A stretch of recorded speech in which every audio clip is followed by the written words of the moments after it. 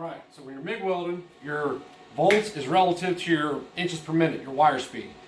A good rule of thumb is, if you don't know a particular machine, start out like with 18 volts, 16 volts, whatever it is, multiply that by 100. To me, my mouth works faster than my brain. Multiply by 10, not 100. Multiply by 10. And that'd be your base wire speed. You're always going to have to go up, but I'm going to get you in the ballpark. So, we are going to, there's a bearing race in here. If you look closely, you can see it. See the two pieces of metal? This piece of metal, I can't even drive it out. So what I'm going to do is I'm going to put a bead of weld on the inside of this. Not right there, but below that, only on the race. So I'll probably go on this side of it. And I'm going to put a bead of weld down in there, and it'll shrink this so I can knock it out. I'm actually going to do it below this cut. So if it breaks it, it'll break it where that gap's already at. I'm just not going to do it on the swing arm itself. I think about like 24 on the gas, 24 CFH. Ready, Cody? Give 1 second to do this. Just make sure you do not weld on the swing arm. You want to only weld on the race. Alright. Don't do this barehanded like I am. I'm doing this because I can't feel my hands, so it makes it so it's easier on me. Ready? Yep.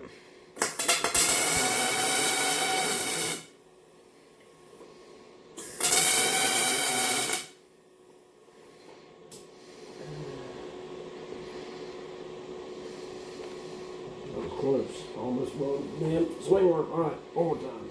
Alright.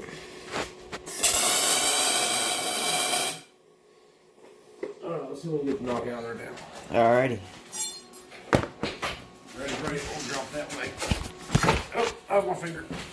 There you go. Hold this. Hold this? I was thinking put your leg up against it or something. Oh, okay. It might be hot. Alright. Yeah, I can feel the heat right here. Watch your flame on this rod and this ball peen. Ball peen. Don't step on that. I gotta get this off my head. Take it off.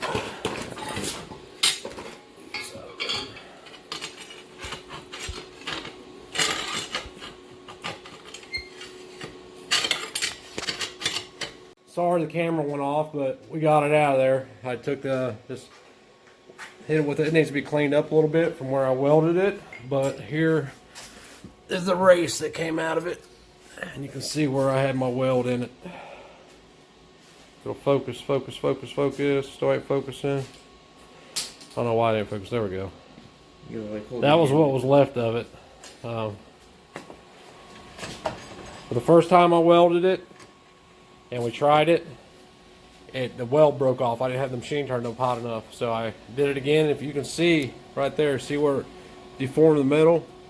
Right there, and it shrunk it.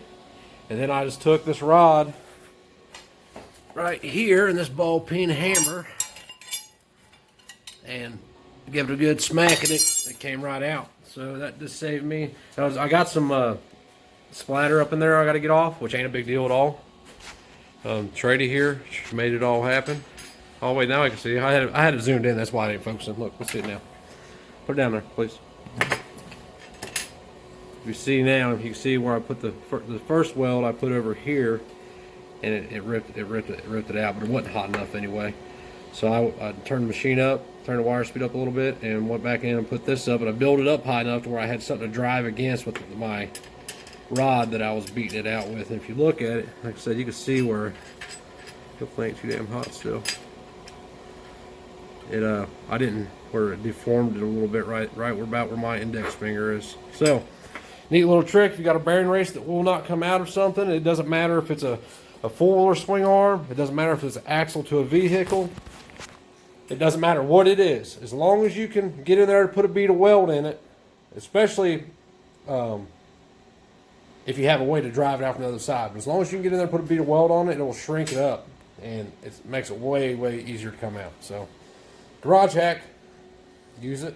No, good to know though.